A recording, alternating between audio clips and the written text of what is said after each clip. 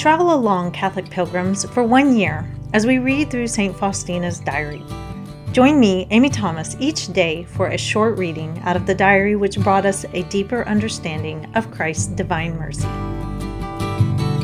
Oh, hey! How are you? It's day 102, and it's time for our readings from St. Faustina's diary. Welcome, guys. Today we are going to be talking about fear. I think fear is one of the most crippling things that is pervading our world and our culture right now. Maybe it's always been that way, but I feel that it is especially strong right now. Everybody seems very afraid. I'm not immune. It's not like I don't have fear, but that's what we're going to talk about. So, our readings today are from Notebook 1, Numbers 429 through 434. May 1935, a certain moment.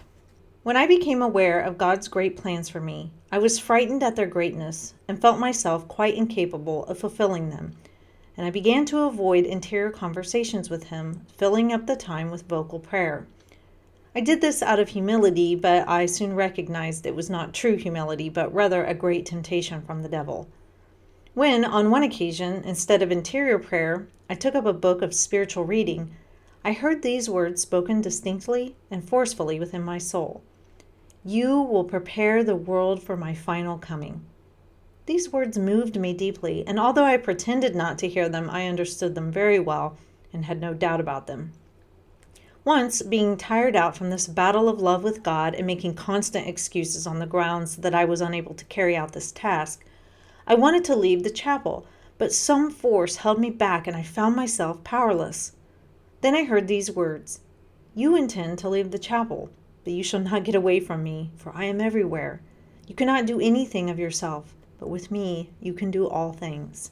When, in the course of the week, I went to see my confessor, Father Sapotsko, and revealed the condition of my soul to him, especially the fact that I was avoiding interior conversation with God, I was told that I must not shrink from interior conversation with God, but should listen intently to the words He speaks to me.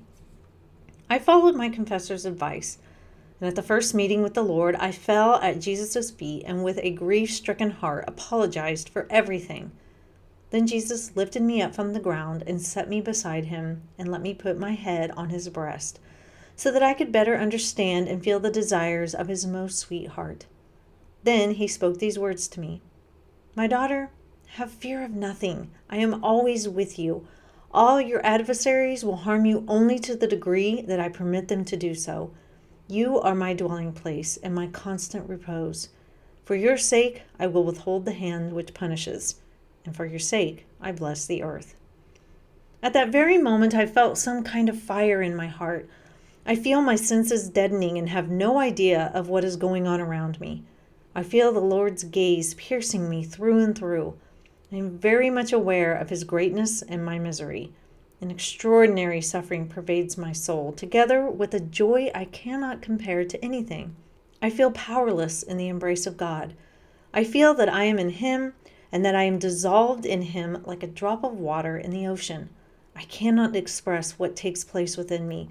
After such interior prayer, I feel strength and power to practice the most difficult virtues. I feel dislike for all things that the world holds in esteem. With all my heart, I desire silence and solitude. May 1935.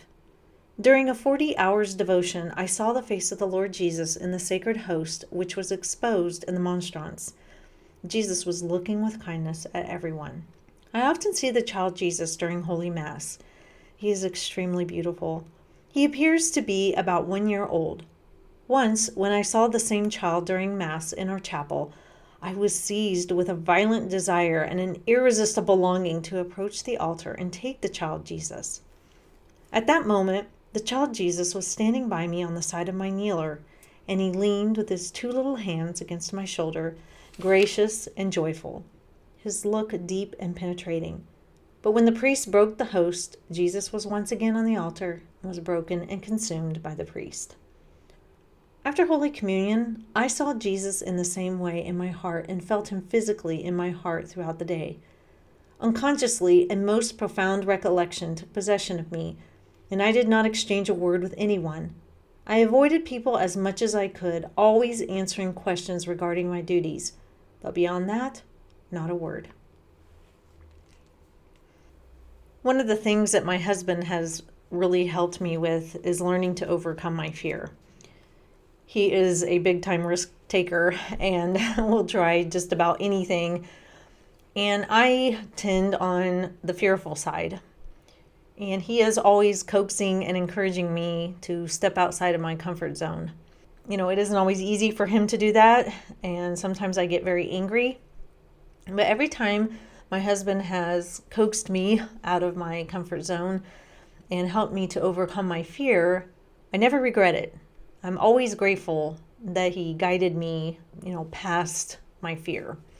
For instance, moving here to Turkey and some of the things that I have endeavored to do, a lot of them I kind of shrink away from because I'm fearful. I'm fearful of what people will think. I'm fearful that it will fail. I'm fearful that it will be dangerous. I'm fearful that I won't do a good job. Just on and on and on. Just as a woman and as a mother, the fear of keeping everybody safe is a constant thing on my mind. And learning to let my husband give challenges to our children when I would rather just kind of keep them safe is something that, I have had to learn to overcome. And obviously my husband is not reckless with our children, but that's kind of a father's place. Fathers will push their kids and show them what they are truly capable of when they get outside their comfort zone. And as women, I really think it's our responsibility to stand back and let them do that. I know that we don't like to hear that, but there is a place for that. Our kids need to know that they're capable of much. So anyway, today, Sister Faustina, she's feeling some fear, and she talks about how she feels frightened at the greatness of what God is asking her to do, and she kind of feels scared and like she doesn't have what it takes. And so she's feeling a little crippled by this. And I understand how that feels. I think we all understand how that feels. But the thing is that if God is calling us to do something, we have to heed the call. Because the reason that he's asking us is because we are to be his feet and his hands and his eyes and his heart and all those things. He needs us to answer. Think of our Mother Mary. When the angel came to her, she was scared. Here she is, a young betrothed woman who's a virgin, and she's being told that she's going to get pregnant, but she hasn't been with a man. What does all this mean? Can you imagine how scared she would feel? Here in 2021, if a woman gets pregnant out of wedlock, it's not as taboo as it used to be. But back in the ancient world, if you were a woman that was betrothed to somebody and then it looked like you'd stepped outside of your engagement, your marriage, that was huge. The punishment was severe. And so you can imagine that Mary was scared. But God wanted to use Mary as that vessel to bring his son into the world. And even though maybe she was fearful, she said yes. Thank God she said yes, right?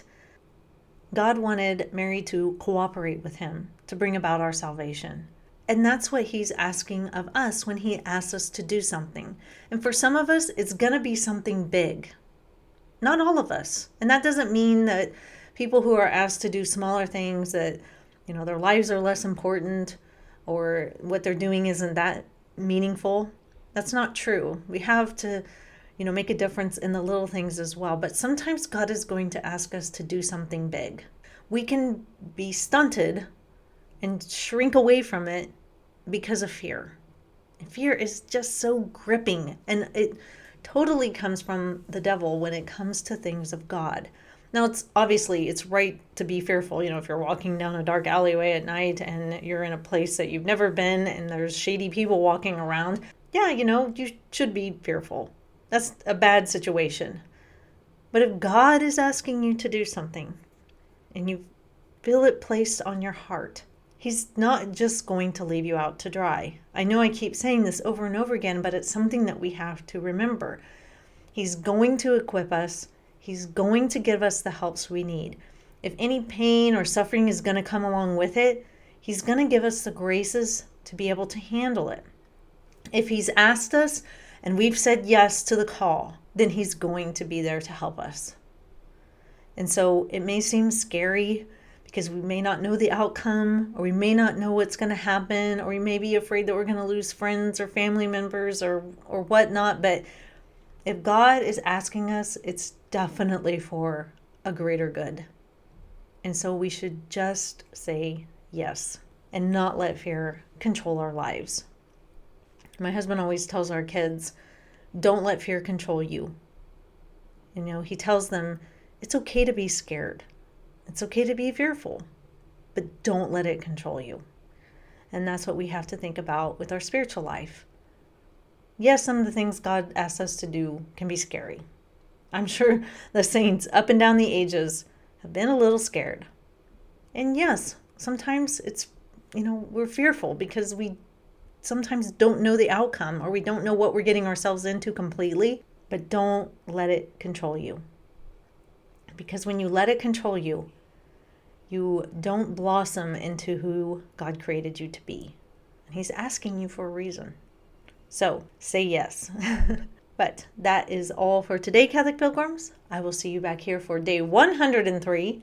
And until then, live the faith boldly and travel well.